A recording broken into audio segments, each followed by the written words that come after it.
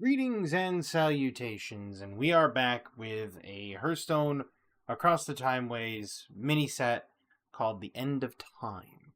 Now, there's not all the cards have not been released yet, but the ones that have been released, I'm going to be going over and I'm going to be giving my personal feeling on it. There are a lot of these that I haven't seen.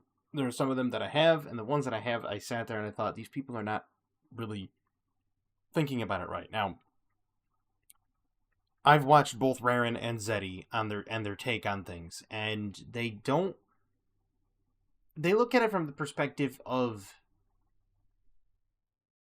you're building your deck around one idea, right? They're not looking at it from an extra realm perspective, right? It's like from a secondary win con, a tertiary win con. They're not looking at it from that perspective. And as much as I respect both of them as Hearthstone content creators, Raren makes me laugh, and Zeddy's got some good takes, but Zeddy's got some lukewarm milquetoast takes.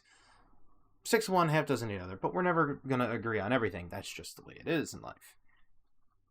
I take things from a different angle completely, altogether, and we're going to take a look at it. Now, I'll explain my methodology a little bit further. This is Demon Hunter, and we have Chronocar, a 3/5 dragon for 5. Battlecry, give your hero 3 attack this turn, next turn, and the turn after. So you're getting basically just 3 attack every turn. So for 5 mana, you're potentially getting 9 damage. And that's without the hero power, that's without weapons on. It's just 9 damage outright. It's not bad. Like, this is not a bad card. Not at all.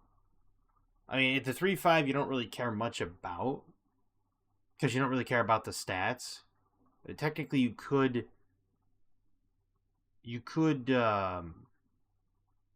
there's a card that buffs this, but it says if you have no minions in your deck, or no.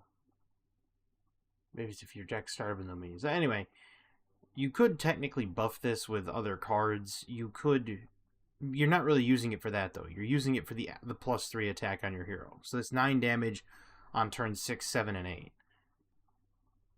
Potentially substantial. I mean, if you think about it, you could kind of jam this in Quest Demon Hunter. Because, yeah, you're not getting +2 attack, you're getting +3. So this would be more along the lines of you jam this in your Quest Demon Hunter deck. If you haven't completed your quest by turn 5, you draw him, you drop him, you get 3 potentially, you could trade your hero portrait into 3 potential minions, get some kills there, keep the board clear for when you do drop your quest when it's finished. You could do that. You could kind of put this in like a Broxigar Demon Hunter with the Axe of Cenarius. Broxigar could kind of wedge into almost any Demon Hunter deck, I think. So Broxigar, I mean, like you could wedge Broxigar into like Quest Demon Hunter, and I don't think it would be that painful. You could wedge Broxigar into here too. At least then it gives you 3 turns to kill the Portal or Argus things if you can get them. It's not a bad card for 5. I mean, you don't really have a whole lot you're going to be doing on 5, aside from playing Quest Reward. Eternal Hold is a 6 mana card. So, like, you don't really have a whole lot of options at 5, especially post-rotation, because you're going to be getting rid of, like, Workshop Mishap and stuff like that, and Demonic Deal. So you're not really going to get value out of that. You're not also going to get, for those that like to play the dormant cards, you're not going to get any of that stuff, because a lot of those are rotating too. Good card. I'd say right now, it's kind of more of a control card. You can almost go a control Demon Hunter with it. I'd say it's about 3 out of 5 stars. Could be a little bit higher. 9 damage is an awful lot. And if they don't have a board, or if they can't develop a board on 6, 7, and 8, you're talking 9 damage to the dome before any weapons, before any hero powers. So 9 damage is substantial, because that's mid to late game, and with the pacing of the game slowing down a little bit, you could see some play. I think it's a good card, but I think you might see it wedged into a deck as just kind of like as an afterthought. Now, mind you, let me just point out these are dual class cards. First off, this right there is a dual class card. The one thing about these is being able to play it obviously in two classes. This one's Druid, Demon Hunter. But the one thing that I want to mention is when you purchase the mini set, you get all of these. Okay? So, be that as it may. Enduring Roach. 3 mana, 3/4. After you use your hero power, refresh 2 mana crystals. 3 mana, 3/4 is pretty good as it is.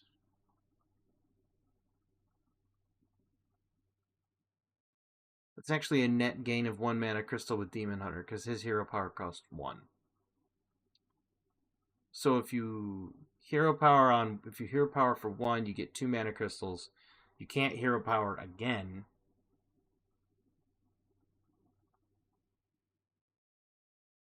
You could run the what is it called? It was a 2/4 that says you use your hero power twice. This also works with that other guy too, Chronolord Dios. Chronolord Dios gives you double battle cry, double death rattle, and double hero power. So technically, you can get potentially 4 mana crystals back for 2, or 1 if you're Demon Hunter. You can get 4 mana crystals back.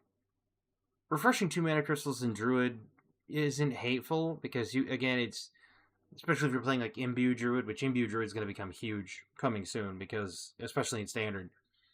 Because it's going to slow down Imbue Druid's almost limitless value. But you hit this, you refresh 2 mana crystals. This can be conjured, by the way. So you can discover this off of, discover a beast. Give it a dark gift. Kindred, rewind it, rewind Kindred, reduce its cost by 1. The 4/2 Ungoro card can discover this. So this can get wedged into any deck if you go with a dark gift setup. This could get wedged in there. I think it's good for Demon Hunter. I think it's good for Druid. This is going to be one of those must-kill cards. As soon as you see it hit the board, you got to kill it or silence it, or you're just going to be behind. Good card. 4 out of 5. Press the Advantage. Druid, Demon Hunter. Deal 1 damage, give your hero 1 attack. This turn, draw 1 card, gain 1 armor. For 2. It's not bad. For 2, you're getting cards, you're getting a point of damage to anything, you're getting a 1 attack and 1 armor. Demon Hunter wants that. Guaranteed. Because you could just point that. You could point that at any portal to Argus. Oh, it's a 4/1? 1 damage to it. There you go. The 1 attack is beneficial, no matter what. Drawing a card's always good. 2 mana draw a card. I mean, people used to play the Engineer. The 2 mana 1/1 draw card. Standard Hearthstone, people played that all the time. Gain 1 armor is just kind of a bonus. It's like icing on the cake. You could drop the gain 1 armor off here, and I don't think anybody would care. I think they'd still play it. 4 out of 5.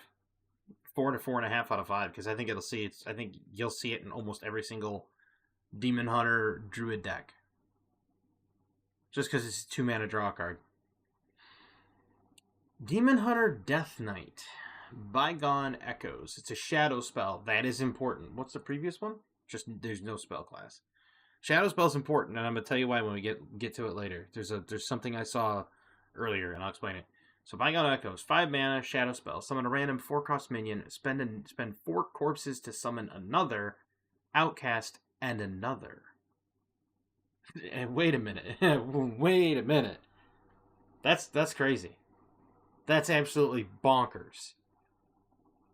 You top deck into this on 5. You are quite literally tap dancing around the moon. There's no rune requirement. You top deck this on 5. You're now getting literally 12 mana worth of minion stats on board. This wedges right into no minion Demon Hunter like you wouldn't believe, which can generate minions. This wedges right in there, no problem. You could slip this into almost any Death Knight deck. You could slip it into Tyrax Bone, the Tyrax Death Knight. because it spends 4 corpses, which makes it then you only need 11 corpses, and that's without even spending any other corpses. This card is going to be really good. This card is going to be a toxic fiend. 4.5 to 5 stars. This card is bonkers crazy. It will see play probably in Demon Hunter more often than it will in Death Knight, but you'll definitely see it played. This card is going to be absolutely just mind-blowing. Remnant of Rage. 7 mana, 6/5. For Demon Hunter Death Knight. Costs 1 less for each minion that died this turn. Battlecry, draw 2 cards. Hey, wait a minute. Wait a minute. For each minion that died this turn... No. One of the most pernicious board clears right now in the game is Pyromancer into Venomous Breath. Literally a 4 mana board clear for Death Knight. The enemy has 6 minions. You have that 1 minion, which is Pyromancer. Pyromancer, Venomous Breath. Everybody's dead. You now can just drop a 6/5 on board for nothing, because everybody died this turn, and you get to draw 2 cards. So not only are you replenishing 2 cards out of your hand out of a 3-card combo, this card's not just a dead card in your hand, because it's based on how many creatures died that turn. So if the enemy trades into you, it reduces on their turn. If you do some value trades on their turn with rush minions or what have you, which, by the way, one of the really good rush minions is the Direhorn. It's the 5/3 rush Direhorn. If a minion dies, give it reborn, spend 3 corpses. It's crazy. You could just rush right into minions and then play this for next to nothing, replenish your hand. Crazy good card. For a common, absolutely bananas. I don't think it'll see as much play in Demon Hunter as it will in Death Knight. I think in Death Knight you'll see it in almost every single deck, because you'll see Pyromancer and you'll see Venomous Breath, and then you'll see this thing. Yeah, good card. Definitely 4-star card. Splintered Reality. 4 mana, nature spell, so it works with Imbue Druid. Summon 2/2/2 treants to gain 1/1 for each friendly treant that died this game. Ooh. Wait a minute. This is going to put a new spin on Imbue Druid. Imbue Quest Druid. Because you get the full board, you get the extra... Yo. I'm cooking something up. Give me a minute. Chef gonna be in the kitchen. So you have the cards that were rotated into core from Witchwood. They were the ones that's a 1 mana nature spell, says that put 2/2/2 treants in your hand, they cost 1. Right? So you drop those treants, they die, who cares? You get 2 of those. You drop those, who cares? You get your plant minion, that's your big plant imbue minion. I don't think that that's an actual treant, but it doesn't matter. Because these are nature spells, you can run 2 of these. This summons them straight to the board. There's also the spell called Trees, that you can then summon them, throw them at the enemy, and have them die. I have to craft another legendary card. I have to craft the Everbloom card, because Everbloom, Treant, Nature Druid will probably go absolutely ballistic. I don't think people are looking at this card right. I think people are just like, oh, yeah, whatever. This is going to punish people late game. Because you're summoning trees and they're thinking, okay, whatever, they're 2/2s, just blow them up. Okay, yeah, blow them up. Play this. They now get 1/1 for each treant that died. That's 4 from each cast of trees. The spell Trees. So that's 8. You're going to be summoning 2 10/10s for 4. Yeah, and that doesn't even include any of the other treants that you played. There's also the Overgrown Beanstalk, which I don't know, that might be... I think that's cycling out because it's Whizbang. That's going to be cycling out because it's Whizbang. But that'll actually see play, because that summons a 2/2 treant and then says, draw a card for each treant you control. Plays right into it, right there. This is a really good card, though. I think if there's more treant support, I think this card's going to go bonkers. Absolutely insane. We've already seen the Enduring Roach. We've already seen Press the Advantage. Okay. On to the next one. Those are good cards. Like, see, even this person, like, they said 4-star, this one's 4-star, this one's 4.38. They said this one's 3-star. They said this is 2-star card. I think these people are insane. I think Bygone Echoes is going to be absolutely nutty. And then Druid is... Oh, okay. Enduring Roach, press the advantage, yeah. And then it's Twilight Time Reader. 6 mana, 5/5. Choose one. Set the attack of all other minions to 1 or health to 1. So it's Argus or Defender of Argus. What was his name? I think it was. Not Defender of Argus. It was a Paladin card that said Battlecry, set all minions attacks to 1. Every other minion's attack to 1. It was a stupid card, and it was in core for too long, and they rotated it out, and I thank God every day that they rotated it out because it was annoying. Twilight Time Reaver. I mean, with Druid, yeah, Druid would like that because Druid's got a problem with board clear. I mean, especially if you're running like Imbue Druid, they have a lot of problem with board clear because they don't get access to swipe.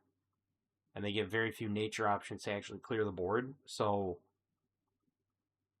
this can kind of wedge in there and help out with that because you just change them all to 1 and then throw some small damage in, make some value trades, etc.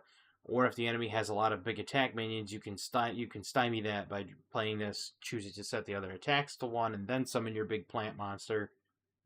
I think it's a good card. I think it's going to get played more in Paladin than it is in Druid. It's a little expensive for 6 mana, though. I mean, you're looking at a 5/5. I mean, Paladins would rather just play Equality. It's just Equality Consecrate. You know, set them to health, send health to 1, do that. This kind of helps with if you have an empty board and the enemy has a full board, you drop this and then set their attack to 1. But I still think Druids are going to play this more often than Paladins. Still a good card though. I'd say like 3.5 stars. It's not bad. It's a little expensive. I think if this was 5 mana, it would go crazy. Honestly. Celebration Aura. 2 mana. It's an aura, so it's going to wedge into every Aura Paladin deck. It's also a Druid card, which isn't bad. At the start of your turn, gain a temporary mana crystal. Lasts 3 turns. And it's a holy spell. Temporary mana crystal. How do I feel about that? It's basically Trail Mix, but you can't use it in Imbue Druid. But is it any good? Paladins are going to want it because it's an aura. And you can just Gelbin of Tomorrow and just plonk it out there. You're not going to feel punished running this in your deck, even if you don't play it. I mean, it does give you an advanced turn, so it does put you ahead turn-wise. Especially if you go first. If you go second, it makes it feel like your turns are the equivalent to your enemy's turns. Without the coin. It's effectively a coin aura. This was just called it as coin aura for 2. It's not bad. I think Paladin's going to run it more than Druid, though. Druid might. There might be some crazy thing I'm not seeing with Druid. It's okay. I'd say 3 star on that one. Tyrannium Rex. 5 mana, 5/5. Kindred and Death Rattle. Get a random Death Rattle minion. It costs 2 less. So it's a 5/5 beast. Goes right into the beast package. Gotta play a 1/3/5/7 attack beast. Plays right into it. You could really get Shock Jungle Tyrant by 6. It's not a bad card at all. Because if you're gonna do the Shock Jungle Tyrant Quest Hunter, this is Quest Hunter support. All day, every day, twice on Friday. You name it. This is just literally just Quest Hunter support, like you wouldn't believe. You Kindred and Death Rattle. So when you Kindred it, you get one. So turn 4, you play a beast. Turn 5, you play him. You get a free Death Rattle. That costs 2 less. Like it just pops into your hand. So it's generating cards that are not in your deck, which is value. It's a great value card. I say 4.5 stars. It's a 5/5 beast. You know, it's a body on board. It's got a Death Rattle, so it doesn't inspire people to trade into it because they see the Death Rattle and they're just like, oh. And they don't ever want to really trade into a Death Rattle because it's just doesn't feel good, right? Pardon me. And so you have the Trirenium X, the Trinium Rex, or whatever. I think it's going to see play in Shock Demon Hunter, Shock Jungle Tyrant. It's pretty good. I'd say 3.5, 4-star card. If this was a 4 attack beast, I think it would be dead on arrival. Like if this was a 4-mana 4/4, dead on arrival guaranteed. But because it's a 5/5 for 5 and you get 2 cards out of it effectively, especially if you're playing Shock, this card is going to be nutty. Because you're just generating 2 cards for nothing. Battle at the End of Time. Now, this is the one that I've heard a lot of controversy over, because I think everybody says it's a bad card.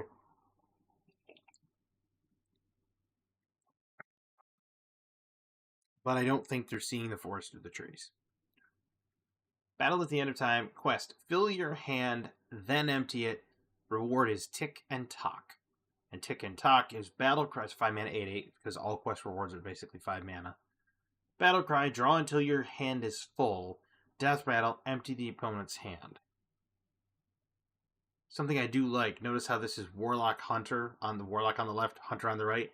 You go to the reward, Hunter on the left, Warlock on the right. I like that. Now, here's some problems with this card, and I'm just going to lay this out. Yes, it's a 1-mana quest. Yes, it's going to be hard to complete. Why? Because it requires you filling your hand. That's not the hard part. Because you can put enough draw card in a deck. You can sit there and draw, and who cares, right? Especially with things like Discover Hunter or Imbue Hunter. You can always just put in draw cards. As soon as you've imbued a couple times, you can just throw the Petal Picker in there. Draw 2 cards for 2 mana. Filling your hand's not the problem. Emptying it becomes the problem. You almost have to run Mukla, the monkey, not Mukla, but the other monkey with the infinite banana, right? And that would empty your hand, because the monkey says Battle Cry, empty your hand, then get an infinite banana. So that would make the quest go off. Hunter won't have a hard time completing it, but they just have to draw the cards until they get that monkey. And then once they throw down the monkey, they'll get the Tick and Tock Dragon. The problem with this is the Death Rattle. If the Death Rattle dies, and then the opponent discards their hand, the game's pretty much over on the spot. So if you can manage to get all of those cards and the monkey in your hand as a hunter, you just draw until your hand's full, drop the monkey, call it a day. I mean, you can run the 2 Murlocs, the prize counter Murlocs, that are Battle Cry, Death Rattle, draw a card. Battle Cry, your opponent's drawing a card, you're drawing a card. Death Rattle, you could just kill your own minion if you need to. Especially when you kill a minion, it says draw a card. Or you play the 3 mana one that says kill a minion, you get a 3/2 Rush Wolf or whatever. Bang, you get minions. You get a minion, you get to draw a card. Is it feasible to see it done? No. Could you technically run this with another deck? Yes. You could run this with Shock Jungle Tyrant. You could run this with the other quest. It does short your hand in the beginning, because then 2 of your opening hands will be quests. And if you get to go second, you can play Shock Jungle Tyrant, Battle at the End of Time, and now you're down to having only 1 card in hand. Now, you notice how it says fill your hand, then empty it. If it said fill or empty your hand, then do the other, it'd be different.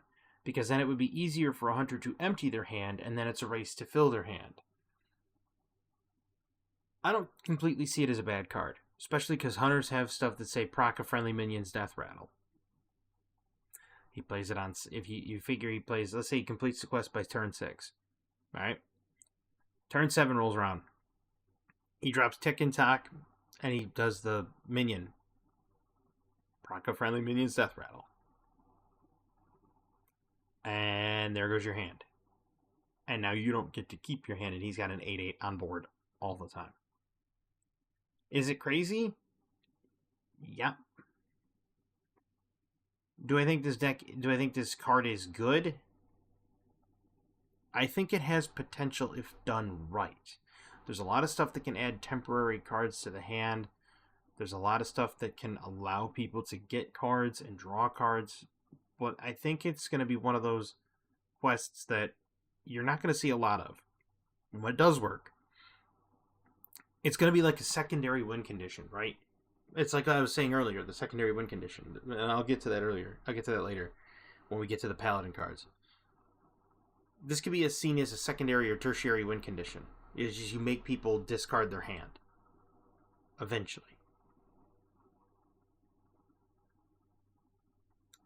I still say it's about a 2-star quest. It might see some play as like a secondary win condition, tertiary win condition. But it's going to be tough. I don't think it's bad. I just think that maybe some of the cards that aren't out yet, there might be more support for. Maybe some of the new expansions, they might have more support for it. Discard Warlock might become a thing. Who knows? Chrono Claws, Warlock Hunter. 4 mana, 4/3. After your hero attacks, discard your highest cost card. Right there, plays into the previous quest. You can run 2 Chrono Claws. You're discarding your highest cost card. It's in Hunter. That does 4 damage to face. I mean, you can do it. You'd have to fill your hand first, then empty it. So it's possible. You're getting some support here.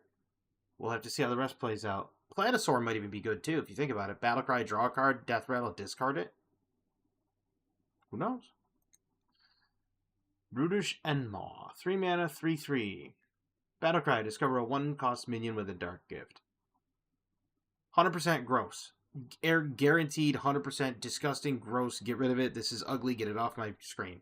It's a 3/3. It's a beast. It's in Paladin, which is here, and it's in Hunter. And Hunter needs beasts for Shock the Jungle Tyrant, and it gives you a 1-cost minion with a dark gift. This can give you the Macaw.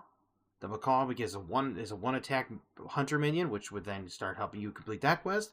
It could give you the Beast, the crystal, the little Scarab, which then discovers you a 2-cost card, which can again discover you the 2-cost dark minion.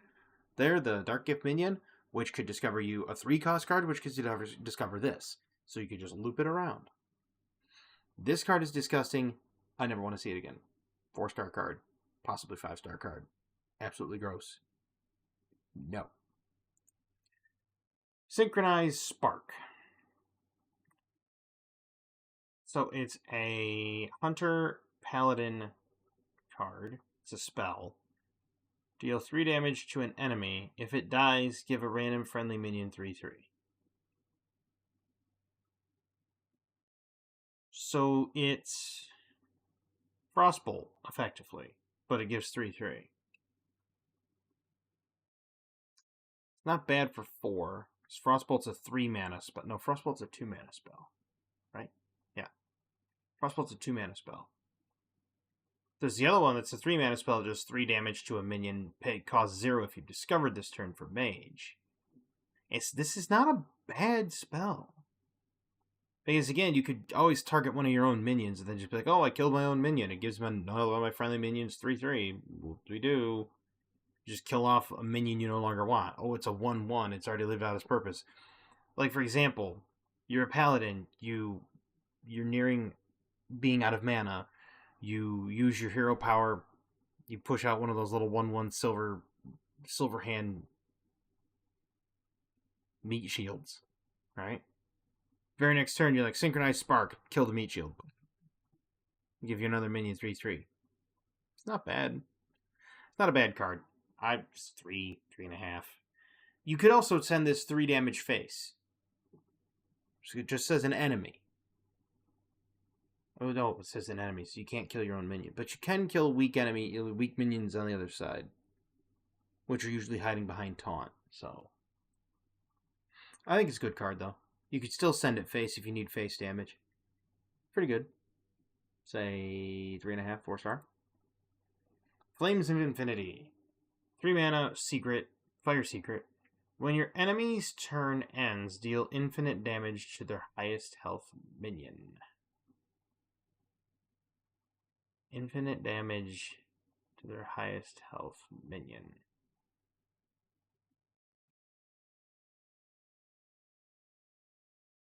This almost inspires people to trade instead of going face. As you think about it, you have a high health minion. You want to keep it because it's also high attack, right? So like a 14/14. So instead of swinging 14 damage to face, not getting the kill, and then losing your 14 cost minion, your 14 health minion, you then trade it into their minion, making it the second highest health minion, and your highest health minion has got a lower attack, bites the dust. This also works well against things like Tar Tyrant, Tortola. I could see a use for it. It's very niche. It's a very niche use. You drop this, the warrior plays Tortola, this thing procs the warrior's Maulding. Why? He lost Tortola for one armor, plus 1 armor, because it does infinite damage. That's kind of the whole idea of it, is this is just a Tortola counter. It's an okay card. You'd play it against Warrior. You might run like one of these in a deck. And running one of these in a deck, you'd be happy with it. Getting this conjured off of a Discover spell, not bad. You wouldn't hate it. Getting this off of Fyrakk, miserable. If this became one of the Fyrakk spells that gets cast, you just bleh. It's alright. I'd still say it's a 3.5 star card. Because it's closer to 3 than 3.5. Because this is one of those cards that you're going to want it to hit things like Tortola. It's got potential, though. I would run one of them in any mage deck.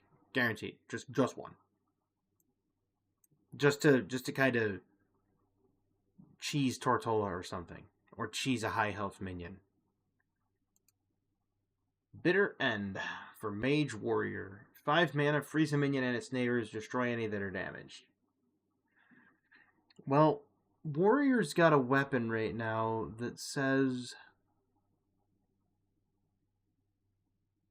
Doesn't it say Battlecry do a point of damage? No. They used to have that.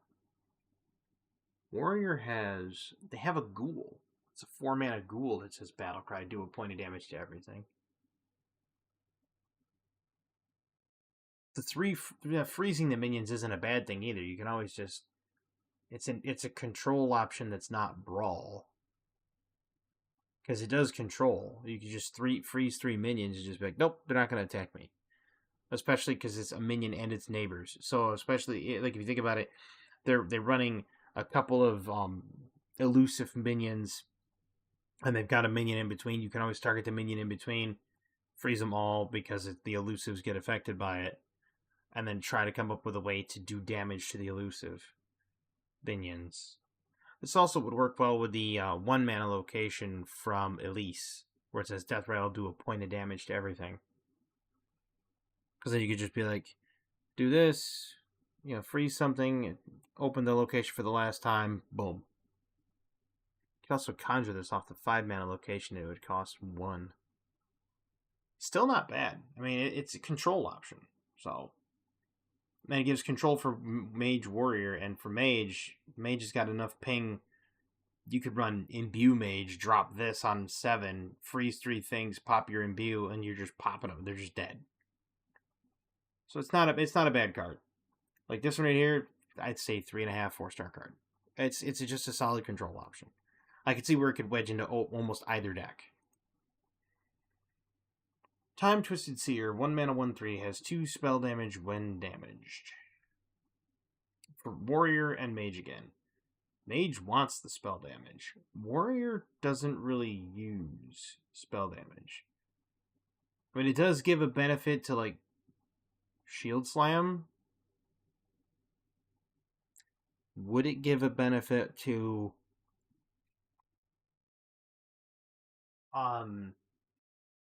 Shellnado? Would the first Shellnado that goes off give the next portion of it plus 2 spell damage? I don't know. It's a dragon, so you could also run the dark gift card that's 2 damage to a minion, or just 2 damage. It would be 4 damage because of the spell damage. So 1/3 for 1. would fit Dragon Warrior because you could just play it on turn 1. If you discovered this with a Dark Gift, though, gave it +4/+5, you'd be in agony. Because now you're talking a 1 mana 5/8. Yikes. They're just going to give you tons of spell damage. It's not bad. It's not a bad card. I mean, I could see a place where you would want to use it and just dump your hand of cheap spells as a mage. Maybe when we see what core rotation brings. Core rotation might bring back a lot of cheaper spells. Then again, you also have Alter Time, so you could play this, lead into Alter Time, discover cheap spells from the past that get reduced because of Alter Time, and then just blow stuff up with a Time Twisted Seer. Mage probably wants this card more than Warrior. Say for a Warrior, this is like a 2.5 star card. For Mage, it's closer to 4. Fragment of Nothing. For Priest, Mage. After you cast a spell on a minion, draw a card. Wait a minute. Wait a minute. This doesn't say after you cast a spell on this minion. Racing. All of the mage spells that are like control spells are target. The new arcane one that's like 3 damage to a thing and then more damage. Frostbolt. The little 1 mana fire spell that says do 2 damage to a minion. Get a 1/2 fire elemental. This is also an elemental. You can weave this into almost any elemental mage deck. This allowing you to cycle cards, kind of nuts. Kind of nutty. You could even pair this with the 2 mana drink that the priest has before it gets rotated out, where they get to cast 3 spells for 2 mana that do 2 damage to a minion. That's 3 cards. That's adding card draw to a class that doesn't really have a whole lot of card draw. Then, if you add in the fact that you can give 1 Divine Shield for 1, not Divine Shield, sorry, +2 health, Power Word Shield. For 1, you play this on 5, so you play it for 4, you then drop a Power Word Shield on it. It becomes a 3/8 draw 2 cards for 5 mana. I mean, it's kind of bulky, but it's crazy. I mean, I think it's a good card. It's definitely a 3-star card. 100%. I mean, 4 mana, 3/6 elemental. It can weave into any mage elemental deck, like I said. And because it's after you cast a spell on a minion, it goes to any minion. So even enemy minions, where you're going to be casting your spells to control the board anyway. This is just going to keep filling your hand. It's kind of nutty. Eternal Firebolt. Now, this one I did see, and I don't think people really thought about it. Eternal Firebolt, 3 mana, lifesteal, deal 3 damage to a minion. If it dies, return this to your hand at the end of turn. This is like a persistent life drain. The 3 mana, not life drain. It's life something. Life siphon, not life siphon. It's a warlock card. It does 3 mana. It's 3 mana, does 3 damage to a minion. Lifesteal. That's what this is. But this one's eternal. This comes back to your hand at the end of the turn. So you cast it, comes back. That's nuts. It's also a fire spell. This can be generated by Fire Act. So you can just conjure this in any deck with Fire Act. Because then, especially when the pool changes, and when you think about it, you'll no longer have things like Supernova in Fire Act. You'll no longer have things like Magma Drink in Fire Act. You'll no longer have other things in Fire Act, but this will be in there. That 3 health, and you're getting it repeatedly. Like, this can help clear the board at level. This can help clear the board at 3 mana. Turn 3, you get it again. You can play it at turn 4 to keep the board clear. Keep giving your life, keep your life high while this is going on. This is going to help Priest keep their life high. This is going to help Mage keep their life high. Keep the board clear. This is kind of like a more reliable board clear for Priest. It's a good control option for Priest. I'm not saying it's a fantastic control option. It's a good one. I think this card is better than people are thinking, and I certainly could see this card being a 4.5-star card, possibly 5-star card. It's great for control. It's a little on the expensive side because it's 3 mana, but if you're playing Imbue Priest for like value, you can also conjure it for 0 there. If you just have this in your deck and you just want it for the lifesteal, Perfect. You know how many people are playing that 3 mana 6 damage, but if you cast 3 spells, give it lifesteal? They play that in Priest almost all the time. Almost all the time.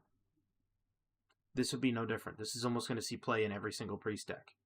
Almost. Same way with Mage. You're going to see it. It's coming. It's a good card. I think people are off their rocker if they don't think that's a good card. Hand of Infinity. Now we've gotten to the one that I wanted to talk about.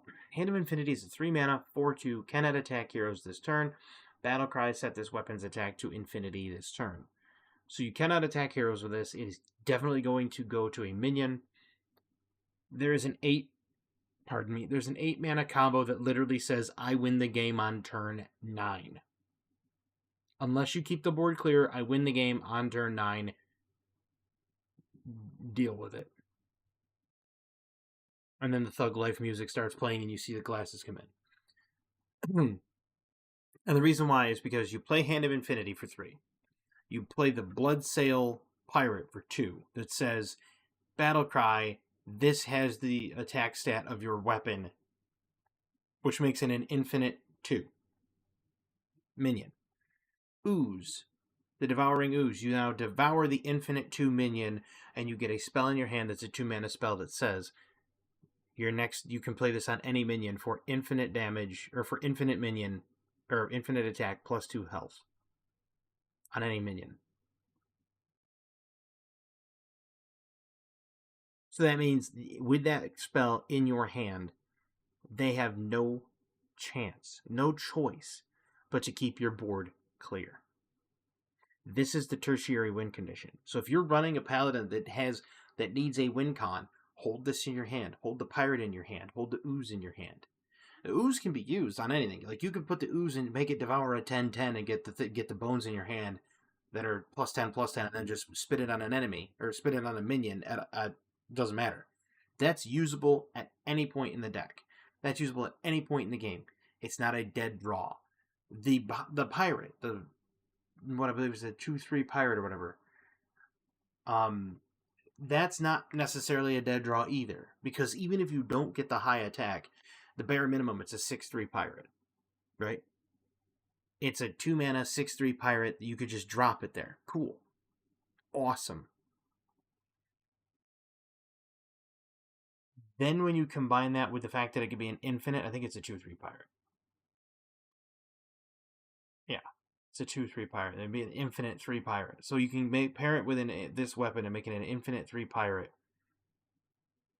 And then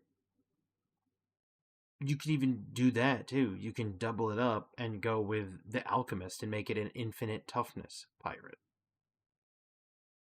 And then Alchemist the next turn and make it an infinite attack pirate and then win. So there's a lot of shenanigans you could pull with it. But this is also saying things like, yes, that's very Disneyland. That's why it's a tertiary win condition. It's not your primary win condition. Your primary win condition is something completely different. But you put this aside and you say, this is just in case. Just in case other things start to fail, I can use this to get the upper hand at the end of the game. People will never see it coming. And when it hits them, they're going to, like, the moment you put the bones in your hand, you will likely see a concede. Why? Because they know they have to kill you that turn. They know it. They know you have to keep your board clear that turn. And if they can't, because you have an elusive minion, you obviously can't buff the elusive minion, but you could silence it with the librarian, then buff it, then win.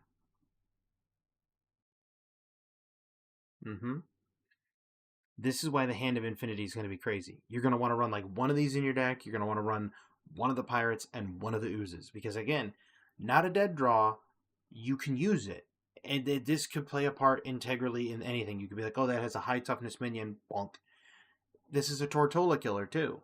You could just run it as a Tortola killer. You punch Tortola, you take one, Tortola takes Infinity, and it's gone. It's one of those things. It's not a bad card. I think people are just looking at it and not seeing the potential. I think this card's like 3.5, 4 stars, possibly higher. I think it's a good card. I really do. We've already seen that one. This is the rest of the Paladin set. We've already seen that one and that one and that one. Now on to the Priest. Wings of Eternity. Discover a dragon from the past with a dark gift. Now, dragons from the past, there are going to be a ton of them. And when rotation occurs, Zarimi is going to be one of them. And Zarimi has the potential to be reverted back to whenever you play 5 dragons, get an extra turn. This has the potential to be game warping at 1 mana. If you high roll. Because you can get any dragon. And there are a lot of good ones. So, we'll see. Now, what would I like to see come back in the next core? Galakron. I think Galakron would go absolutely nutty in the next one. But, we'll see. I think it's a good card. I think this card is like a 4-star card. I mean, obviously, it's got a lot of high roll, low roll potential. But you're not looking at the old dragons saying, "Oh man, these are all terrible." You're looking at the old dragons going, "Okay, they're not all the best, but with a dark gift, they could be a lot better." Draconic Delicacy will also be rotating too, so figure that one being a dragon, having rush, only taking 1 damage at a time, and now give it elusive, so it can't be targeted. Yikes. Fragmented Nothing we've seen. Elemental Firebolt we've seen. This is one of the cards that's being talked about, and I don't think people are doing it justice. For all time. 4 mana. Destroy all minions with 4 or less attack, overload 2. It's for Shaman and Priest. Now, Priest is going to be losing repackage and rotation. And I think they may rotate Light Bomb. I'm not 100% on that one. They might, because it's been in for so long. If they don't rotate Light Bomb, okay, whatever. But between this one and the 5 mana one that's destroy all minions with 5 or greater attack, you can play for all time on 4. And it locks you out of 2 mana crystals next turn. So then on turn 5 you only have 3. This could be wedged into almost any Imbue Priest. It's value. Just throw this in value Imbue Priest. You could just imbue on the next turn, conjure a card, you could conjure another one of these, you could conjure anything, and then you could just play it. Imbue Value Priest needs control options. This is a great control option. It's not a shadow spell, which, yeah, okay, there's no spell school, but the Shaman is going to want it, because Lightning Storm doesn't always reliably kill minions, because there's a lot of minions out there that have higher life than they do attack, and you'll just sit there and be like, okay, well, I'm in a Lightning Storm, and it's not dead yet. This kind of comes in and says, okay, I'm going to pick up the slack on that. And Shamans don't care if they overload 1 or 2 mana crystals, because if they take a turn off, Shamans aren't crying about it, right? Shamans have been down this road before. Overload mana crystals, they don't care. There's no real overload Shaman build. I think they said there was like one of them in Wild that was played, but I think there was Zeddy that said overload Shaman was in Wild at one point and was played. But most Shamans aren't going to care, right? They're just not. You're overloading mana crystals. Whoop-de-doo. What about it? Who cares? It's still a good card. I mean, you're going to be doing a board clear, and you can even play this late game. I mean, with Ysera, you're going to have up to 15 mana. So you play this. Oh no, I have 13 mana next turn. Ugh. Good card. 4 out of 5 stars. Love it. It's just a good control option for 2 classes. It can be generated too. Because I believe Time Looper Toki could generate this in the future. Maybe. Might be able to generate this off of you get Elise generated off Elise. There's other things you could generate off of. This is another one I want to talk about.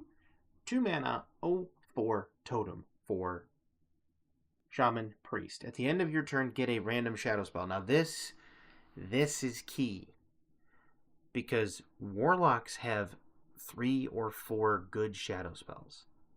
They've got the one that says 4 mana, destroy a minion, gain health. They've got the 3 mana one that says do 3 damage, gain 3 life. They've got Spirit Bomb, which is do 4 damage, take 4 damage. We've got the T. It's a T set. You've got the Grave Bulb, that you can. That's got Kindred. Summons a taunt minion. So this totem is just going to be sitting there generating value. I mean, take a look at the Pixie. The Pixie draws you nature spells. Generates you nature spells, I should say. This is going to generate you shadow spells. And that's just the two that I thought of. Now, there's shadow spells, I'm sure, in Demon Hunter, and there's shadow spells, I'm fairly certain, in Death Knight. And I think there might be one in Mage. Maybe. But you're just going to be generating shadow spells. Most of them say do damage or kill something, get life. Both of these classes have a need for it. It's the one thing that kills a priest more often than not is when the moment they play that first imbue card, they can no longer heal themselves. And yeah, I know the hero powers are kind of meh in 2025 Hearthstone, 2026 Hearthstone. This is going to give them healing options that they could use. Between this and the Eternal Firebolt they're going to get a lot of healing options. I think this is a really good card. I think this is like 3.5 star, 4 star card. Amazing. You can even click here and view the card pool. Matter of fact, we'll do that. These are all the shadow spells you can get. Army of the Dead, Shadows of Yesterday, Sensory Deprivation, Resuscitate. Imagine that on a Shaman. Dethrone, that's kind of poo. Yaga the Box, which is kind of poo. So, like, Table Flip, Black Hole, Wheel of Death, Yaga the Box, they're all rotating, right? So if you're thinking future, Sensory Deprivation's rotating, but those two are not. Those two are not. Memoriam Manifest is not, which priests can get undead synergy. That's rotating. Gravedawn Void Bulb's nice. Dark Alley Pact to be absolutely sinister in almost every single deck. Sleep Paralysis would be nuts, because you could summon 3/6 demons that can't attack. Divergence is kind of cool. Corpse Explosion would be a massive boon, because it's just control. Blood Draw, which allows you to draw a spell. Asphyxiate. Let me look at this. Look at all the stuff you can get. This one kind of sucks. Lifesteal Void Shard. Again, do damage, gain life. Siphon Soul. Shadowward Ruin. Tomb Guardians. Like, there's so much stuff that you can just get. Replace your hero and non-warlock cards with warlock ones that cost one less. So if you ever wanted to play a priest or a shaman that becomes a warlock, there you go. Threads of Despair. Abduction Rate. Like, yeah, a lot of these are rotating, but still. Paleomancy, Discover an Undead. Incredible Value, which of course is rotating. Funhouse Mirror, rotating. I mean, there's just a lot, as you can see. Drain Soul, that's the card I was thinking of. Drain Soul, Soul Searching. The Solarium. Shamans have card draw issues from time to time. The Solarium. Ominous Nightmares. Deal 1 damage to all minions. Give a damage minion 2/2. That would go really well with a freeze card, too. But see what I mean? This is all the stuff you can get. That's all the supported cards from the card pool. Like, let's go back to the dragon one. Let's take a look at the card pool. Malagos, Dragon Queen Alexstrasza, Chromagus, Ysera. This Alexstrasza burns him to 15 health. Raid Boss and Nexia. Imagine if you got Dragon Queen Alexstrasza, right? With double battle cry. And then you just wait till your deck has no extra cards. No duplicates. And then boom, you play her. 4 dragons that cost nothing. Nosdormu, get that. Draw spells so your hand is full. Kazakusan. If you played 4 of the dragons this game, craft a custom deck of treasures. Dragon Priest could become a thing. Plague Proto Drake. I mean, there's so much you could do. 1-mana Amalgam Band's kind of poo. At the end of your turn, add a dragon to your hand. Skeletal Dragon. If your deck has no duplicates, discover a dragon, deal damage equal to its cost to all other minions. Like, this is crazy. Like, look at all of the stuff you can get. The majority of these dragons are not a bad pickup. And you can get this off of a 1-mana. Like, imagine getting that right there.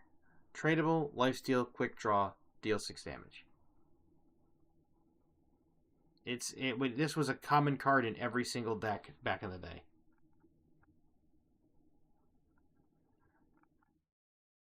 So it's a crazy thing. You could even get Duskbreaker. If you're holding a dragon, deal 3 damage. You get Draconid Operative. There's a lot of good dragons. Like, there's a lot of good dragons.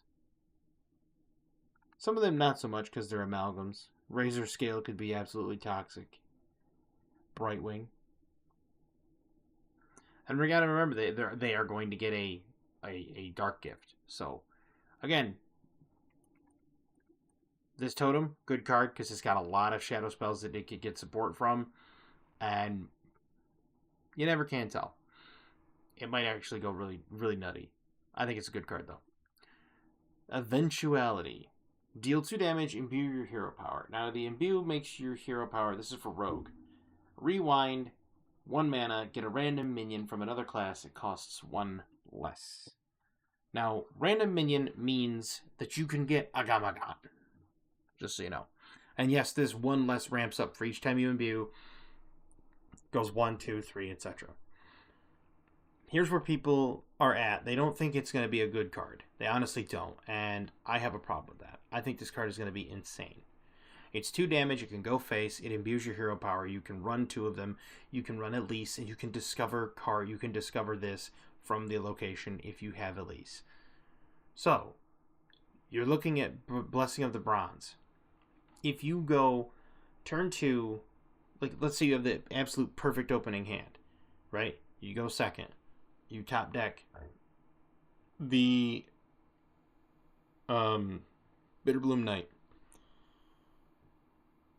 Coin. Let's say you have Shadow Step, Prep, Eventuality, Bitterbloom Knight. You top deck Bitterbloom, okay? So you have Shadow Step, Prep, Eventuality, Coin, right? And then you top deck Bitterbloom. Coin, Bitterbloom, Shadow Step, Bitterbloom, Prep, Eventuality. So now you've imbued. Your hero power is now 1 mana. Get a card from another class that costs 4 less on turn 2. Now that's absolutely Disneyland high roll out your brain style. But if you think about this, it's just value. Like this right here is value generator for Priest, but in Rogue. Now you generate a rewind minion. Or not a rewind minion, you have rewind. So if you don't like the minion you get, you can rewind it. That's amazing, because let's say, my choices were terrible.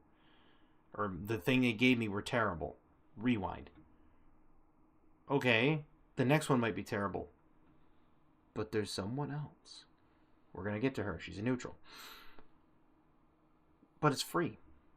This is rent from another class, so it does not give you neutrals. Which means every single card you play with this hero power, test plays. Think about that. Good card. I think Imbue Rogue is going to be a huge thing. I think you're going to see Imbue Quest Rogue, and it's going to be crazy. But that's me. Winged Aberration.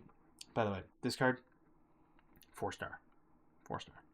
Winged Aberration. Rush, Combo, and Overload. Gain Immune and Wind Fury. Gain Immune this turn and Wind Fury. So it has Rush, guaranteed. You're not going to get Immune or Wind Fury unless it's comboed and overloaded. For Shaman, it's going to be hard to get this comboed on 4 unless you have the 0 mana, gain 1 attack, do a point of damage to something card. But if you play this and you have an opponent with minions on board, this is just devastating. Yeah, it overloads you for 2 on turn 4, but this does literally 8 points of damage immune. This is a potential board clear on 4 mana. This could be slotted into Rogue too. You might not care too much about combo and overload. Now, does it overload and give you Wind Fury? Is it Rush, combo gains immune, overload gains Wind Fury? And if you combo and overload, you get both? If that's the case, Rush 4/4 immune without combo, that's kind of crazy. I think Rogue might play it. I know Shaman will play it. This is going to see a slot in the Shaman deck, guaranteed. Because that's just damage on board. That's just board pressure right there. 4-star. Maybe for a Rogue it's like 3. 2.5, 3, because Rogue might not want to do this, because Rogue might have better options, especially with the way they're shaping up. But Shaman, this is like 4-star card. Shade of the End Time. 3/3 spell damage, +1 stealth. For 3, it's Shaman Rogue. This is where Shaman goes nuts. Because now people have to respond to this card. You could just leave it on your board, stealthed, giving you spell damage. This is where people really have to realize Shaman could then dump their hand of nature spells and nuke the enemy. There's a lot of them that, like the 0 mana just says 1 damage. It doesn't say 1 damage to a minion, it just says 1 damage. +1 attack. You could point it face. You could point it anywhere. The lightning bolts you can point face. There's a lot of spells that you could do that with. Giving him +2 spell damage, kind of harsh. This also goes into the imbue pool, so you could technically imbue this and get the stealth and the spell damage. Is it good? No, not necessarily. If you imbue it, yeah, obviously you're gonna be happy, but you don't want to bank on that. I think it's an okay card. Rogues aren't really gonna want to use this. You could see a spell rogue, I guess, kind of throw that in there. Maybe run a couple of like heroic strikes. Not heroic strikes. What were they called?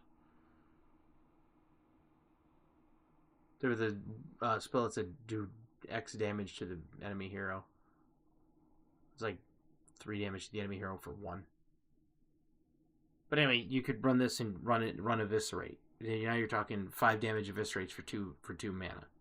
Drop him on turn 5, just 3, bang, 5 damage to face. And then do another 5 damage to face. You have Cinder Sword. When you have Dark Gifts, you can go straight to you can make a burn rogue with this. Or it's just burn the enemy down with just direct damage spells. And conjure more spells using like Hench Clan Burglar, any of the Burgles, anything like that. Just do it. So it's got some chances. It's got some moments for sure. Like I said, it's closer to a 2.5 star card for Rogue. For Shaman, it might be a little bit higher. It might be like 3. Haywire Hornswog. 4/6 elusive taunt, costs 1 less for each mana crystal you overloaded this game. For 6. But it wouldn't be 6 because it shows you what all the overload are. Now, a lot of them are rotating. This one's new. Earth Elemental's Core. So you can play this on 5. It gives you 7/9 taunt with overload 2. Of course, not a lot of people are playing that. Rocket Hopper's Poo, and it's rotating. That's rotating. That's new, so you can play this on 4, play that right there on like 6. You're gonna play it on 6 anyway, but if you're playing this on like 4 or whatever, and you coin it out, so you're playing it on 3, so you play this on 4. You have 2 mana crystals on turn 4. You could play a couple of lightning bolts. You could play some lightning storms. Or lava flows. If you're overloading a lot of mana crystals early on, like 2, 3, 4, on turns 2, 3, and 4, you can get this and have it played. Even at just a 6 mana 4/6, it's kind of disgusting because it's elusive. So you can't target it with spells, and you can't target it with hero powers. So the enemy can't target it with spells or hero powers. You can't either. So you can't imbue this. But this is also something you can randomly imbue into. It's just a disgusting card for a 6 mana 4/6 taunt. It's a big body. It's a beast dragon. You could see it for Ashelon. Just like you could play this in Ashelon Shaman. Or this in Ashelon Shaman because it's dragon. This is undead. Yeah, you could play that in Ashelon Shaman. We saw this one. You could play that in Ashelon Shaman too. As well as those. And those. I don't know why it's showing those again. Maybe it's because those are rogue cards or shaman cards. I don't know. Acolyte of Infinity. 3 mana warlock card. Battle cry. Set the cost of a random card in your hand to infinity. Death rattle. Change it back. Now, why would you want a cost of a random card in your hand to be set to infinity?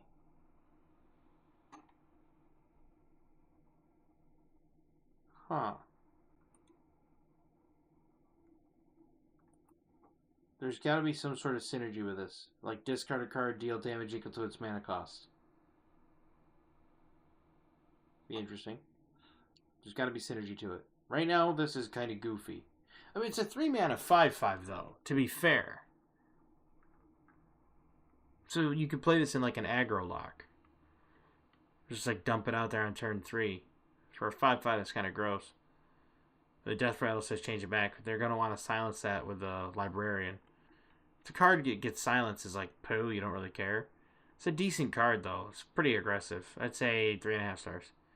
We've already seen Battle at the End of Time. We've already seen the Chrono Claws. Eternal Toil. Warrior Warlock. Deal 1 damage to a minion. If it survives, draw a card. If it dies, summon a random 1-cost minion. Okay, that's kind of cool. That's a shadow spell, too.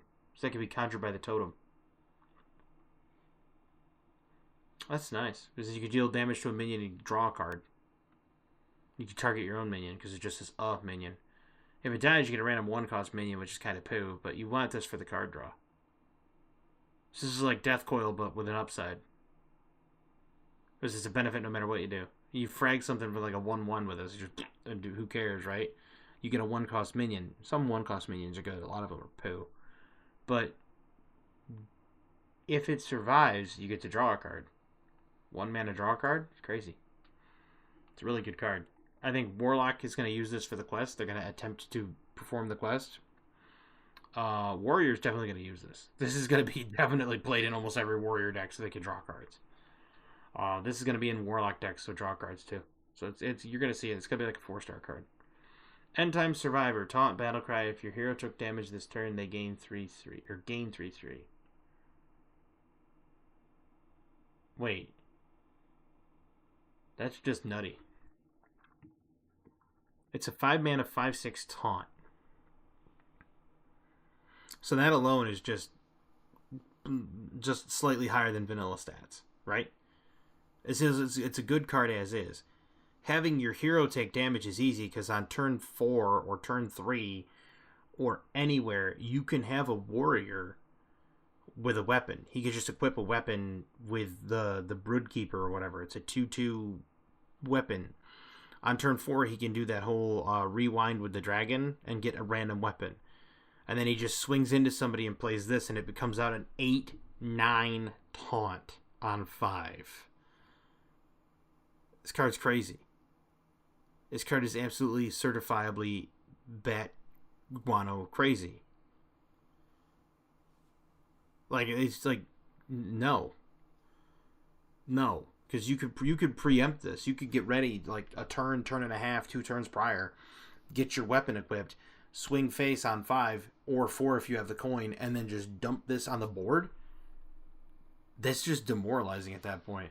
Warlock might not play this card though. I mean, yeah, you could tap into it on 7, but that's kind of costly. You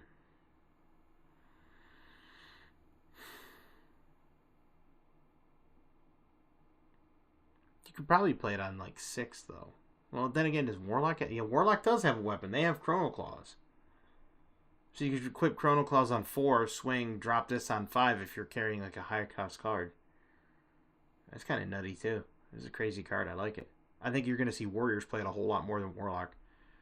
For Warlock, this is like a 2.5, 3-star card. For Warriors, this is like 4.5-star card. It's crazy.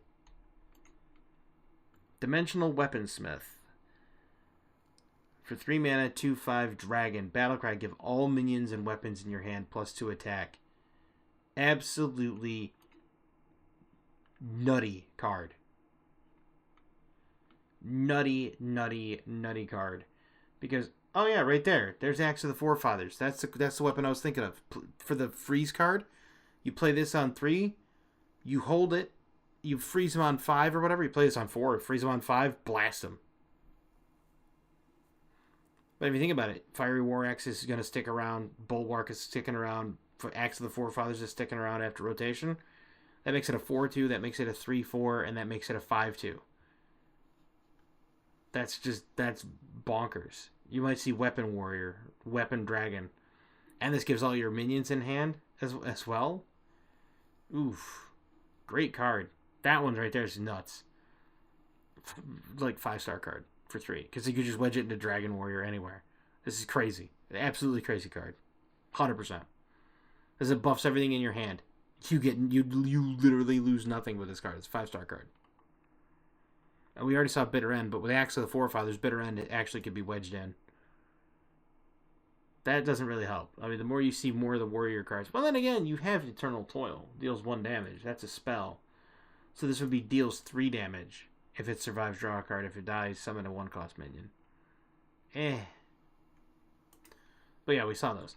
And then Morchi. This is where I wanted to have the chat about the Rogue. This is the last card that we can see. This is a neutral legendary, as you can see. It's Chromie, but because she's infinite, you have to call them... You have to jumble up their names, so it's Morchi. Your rewinds keep both potential outcomes. Battlecry, discover a rewind card from any class. This is Rogue Fodder 101. The entire Imbue Rogue package is going to be running around this card in Test Greymane. Mark my words. This is going to be... You are going to see an Imbue Rogue, and it is going to be a... I don't know if it's going to be a tier 1 deck. It's going to be up there. It's going to be like tier 2 deck. It's going to have high 50s win rate because you're going to play Morchi at like turn 6, turn 7, turn 6 probably. Play her, get your rewind card from another class. Play the rewind card maybe. But you're going to hero power in the Imbue Rogue. You hero power. Oh, the card you got? Oh, I'm going to rewind. I get to keep it now. And the other one. Even if it's a good card, hit rewind. If this thing stays on the board, hit rewind. Every time, hit rewind. Crazy card. Absolutely crazy card. This is a must-kill card. If you do not kill this card on turn 4, you are behind. Guaranteed against Rogue. This is going to decide games on turn 5. They play this on 4. They play this on 5. They play this. They hit their hero power for 1. They now generate 2 cards for 1 mana. If you do not kill this card on your turn 5 or on turn 6, game over. You are behind on value, on board. You are behind.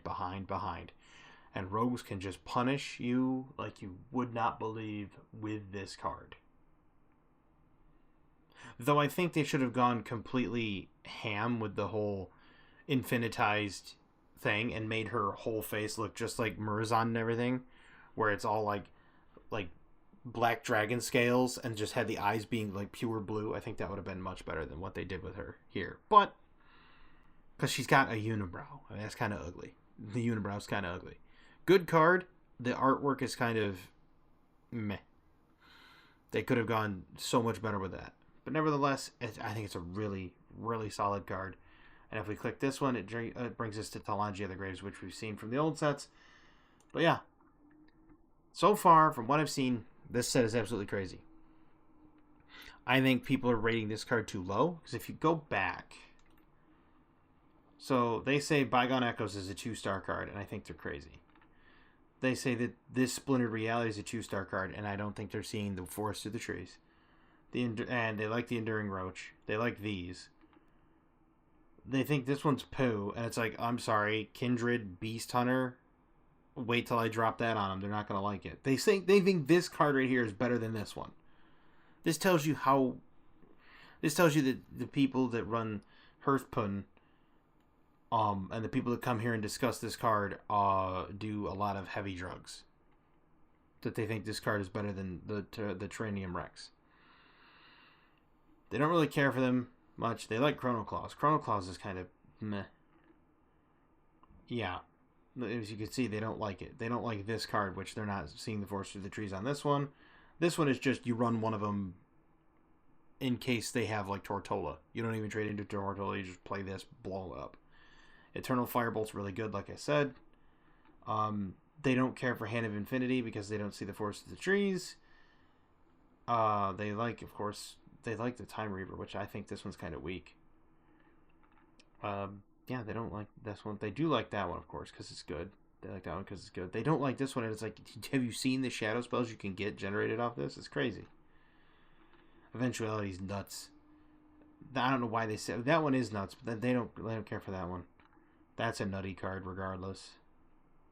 I think Shaman got a really good package so far. I think Warlock's got an okay package. This one's absolutely bonkers. Same way with Acolyte of Infinity. It's a good aggro card. Absolutely bonkers.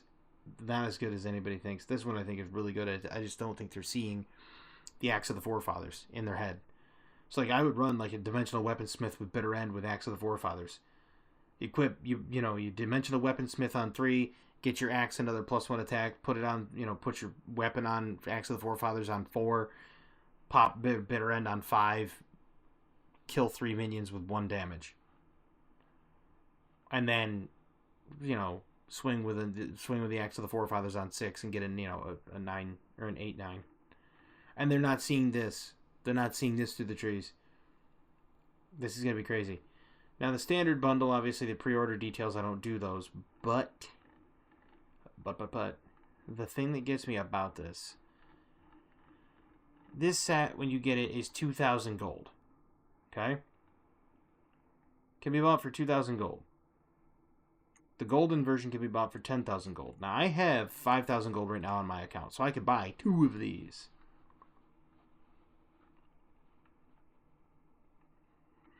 But I digress. I hope everybody enjoyed this video, as I know I did. It was a bit long, but like I said, I think there's a couple other Hearthstone personalities out there, and while I do enjoy their content, I think they are way off base on a lot of these cards. I think the people that have rated some of these cards here need to really put down the hard drugs as a breakfast item. They just need to stop. Just set them down. Put down the crack pipe. Push it away. Quit doing that for breakfast. Honestly. And that's what I think. But that's my personal opinion. Of course, again, opinions can differ, and that's perfectly fine. But yeah, hope everybody has a fantastic evening, a wonderful tomorrow, and as always, have a good one.